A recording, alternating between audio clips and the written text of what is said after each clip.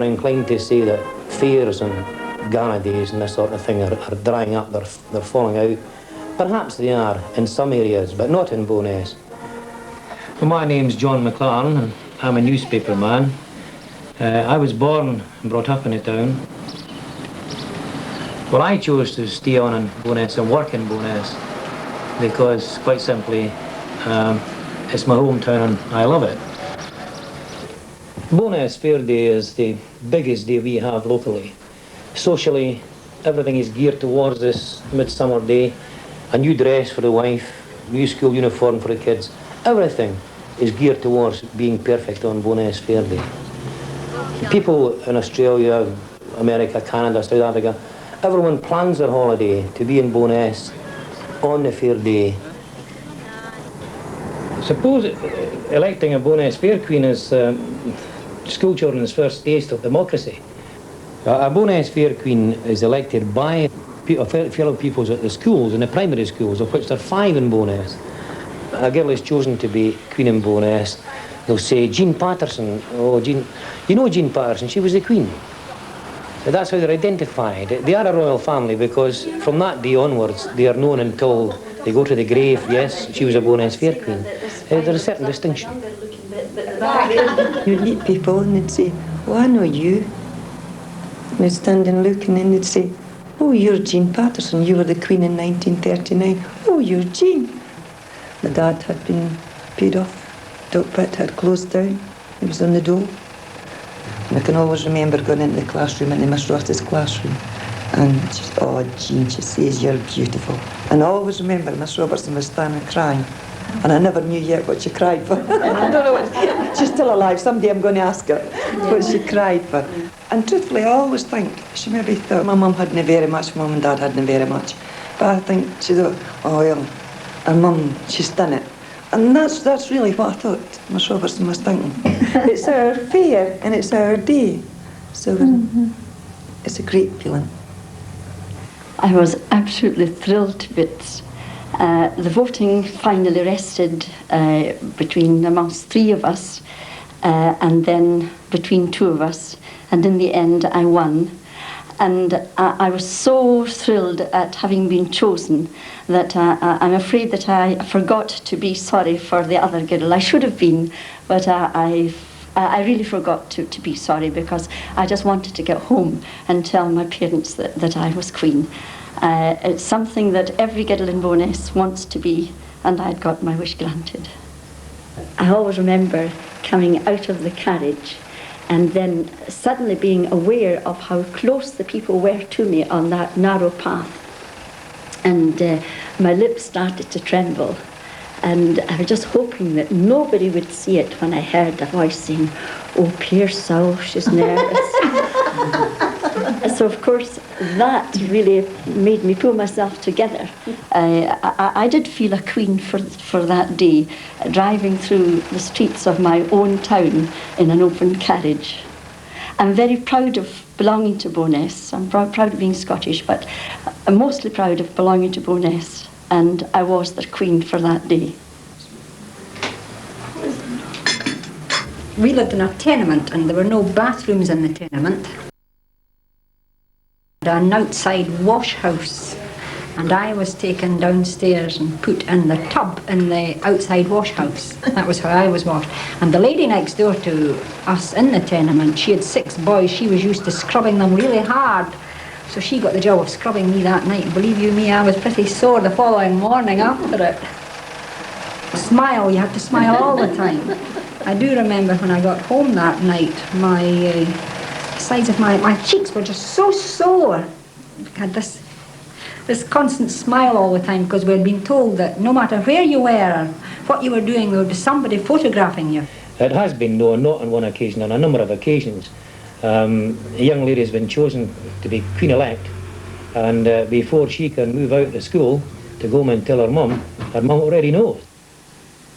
Well, I feel it's a great honour for doing and ourselves. The fair's something special to Bo'nessians. It's as simple as that, and to put it into words, it's quite difficult. It's an inborn thing. We went to my mother's because the kids go there from school, you see. And of course all my sisters and what have you, brothers and relations, they were all in the house. One was saying, oh, I'll buy one dress, and I'll buy the other dress. And then they all started saying, oh, I would like to buy the bouquet. Well, let me buy the headdress. Even when we came home that night after we knew about Dawn being Queen, all the neighbours was out. They formed the committee, the function being to collect money for the construction of the arch. There was approximately 80 sheets, 8x4 by half-inch plywood in it, 3,000 feet of 2x2s, God knows how many nails, emulsion, 50 litre of emulsion on it. We accumulated a lot of material through people's donation kindnesses, otherwise we probably couldn't have built it. The whole day was born out of the one day a year holiday that miners received locally. Now, mining in those days was a form of slavery. They were tied exclusively to work in one place for a lifetime. Well, around 1799, legislation was brought through Parliament to do away with what was termed as thraldom. And the miners decided to celebrate it. And they chose one day of the year when they let joy be unconfined. Bo'ness as a town developed through mining. Now, the start of the Industrial Revolution obviously meant that more coal was required, more labour was required. Local labour was supplemented by children of 10 years of age, 11 years of age, of mothers, of grandmothers in some cases. Agnes Muffet, 17, coal bearer. I began work at 10. Father took Sister Naidoon. He gets her wages. I fill 5 baskets. The weight is more than 2,200 weight. The work is overshare for females. It's no uncommon for women to lose their burden and drop off the ladder down the dyke below. Margaret McNeil did a few weeks since and injured both legs. It's very dangerous to be under with a load. Margaret Harper, 13, putter. We hurry the carts on the railroads by pushing behind. I frequently draw with ropes and chains as horses do. I knock my head against the roofs as they're not so high as I am. They cause me to stoop, which makes my back ache. Robert Bald, pit manager. The girls are loaded according to their strength. It frequently takes 2 men to lift the burden upon their backs. It is no uncommon thing to see them when ascending the pit, weeping most bitterly from the excessive severity of the labour. Well, Bo'ness Harbour and Docks were considered to be the second largest in Scotland. Indeed, it was promotion for a customs officer in Glasgow to be posted to Bo'ness. The major sailing fleet registered at Bo'ness was the whaling fleet.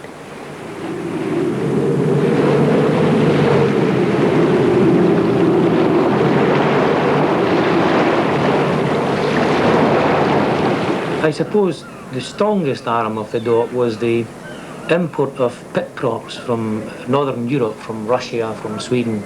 And right along the river side of Bo'ness, there were great big stacks of pit props, all drying out to be used in the mines and the coal pits, all over Scotland.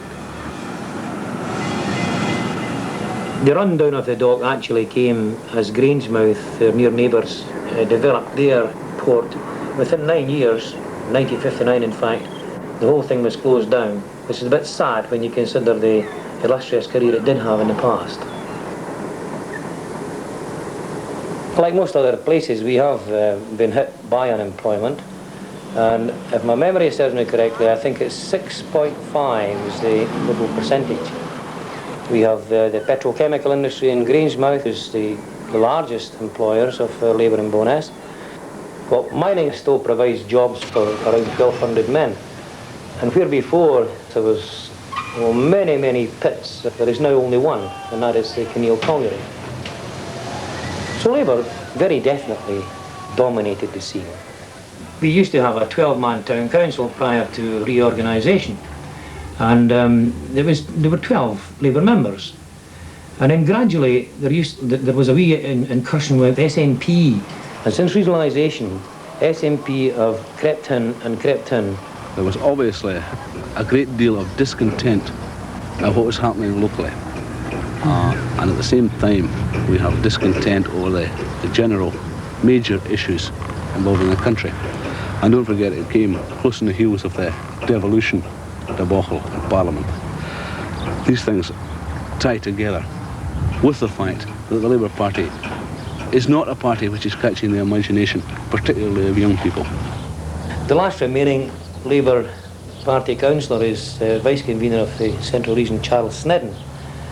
In the last few years, we've seen the Labour Party in the town really grow old. That many of the people who were doing so much good work in the 50s and the 60s came of an age when the community wanted a change. In the 20s, of course, the swing to Labour was occasioned by the poor working conditions and poor living conditions and the bad homes, etc. All of these social factors contributed to the rise of the Labour Party. I think we're seeing a different situation entirely now, a situation where nationalism is becoming a force not just in the UK but in Europe and in the world generally. The Bowness Labour Party took their votes for granted. They didn't really work on them. They appeared at election time and disappeared to the next election. This is predominantly a working class town, and the cost of living is obviously felt. I think this is a good point. Unemployment is a very, very serious situation in Bowness. And from a young person's point of view, the future must look very bleak to them, and this is one of the reasons why they look to us for help. I think it's natural and it's perhaps healthy that people should want to change, but certainly we would always hope that we'd want to change to something better. Outside the fair, I don't suppose we've got a great deal going for us. And I think, as a community, that there's been a tremendous interest in the fair because it's the one day of the year that Bowness can promote itself. It can produce a different face entirely. And this, I suppose, there's no other way to describe it. It's just everyone is expected to be interested in the fair, and they are interested in the fair. Now, we'll have to get this right. Most girls in Bowness, they dream about not having a white wedding and brides and all that, but about being the fair queen. The fair season more important to you than a wedding. You get butterflies in your stomach every time you see flags going up and arches, and feel it's all for you. It's a very, very expensive operation, this. And I calculated it out whether it required 100 to 120 pounds per week, every single week of the year. So all this money's got to be earned, so any excuse at all to earn cash for Bowness Fair is jumped on and capitalised to the full. And we were thinking in terms of the Commonwealth, the Queen's Tour. And that's how the globe of the world evolved in technical terms to pivot it between timbers. It's quite an engineering feat, really.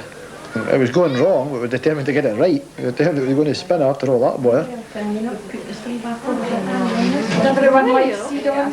I had the neighbours on Saturday. On Sunday I had relatives of Jack's, and then on Monday I started again with neighbours, then neighbours again on Monday night, Tuesday afternoon and Tuesday night. Wednesday afternoon I had the teachers. Thursday night Provost Snedden and the Fair Committee. Must be hard on them because they've got to please everybody and try and be better and bigger than the last queen, and what will people think if she hasn't got this and this, and if they, don't have a lot of money, they're done for. And the amount of arguments that take place, I know for a fact that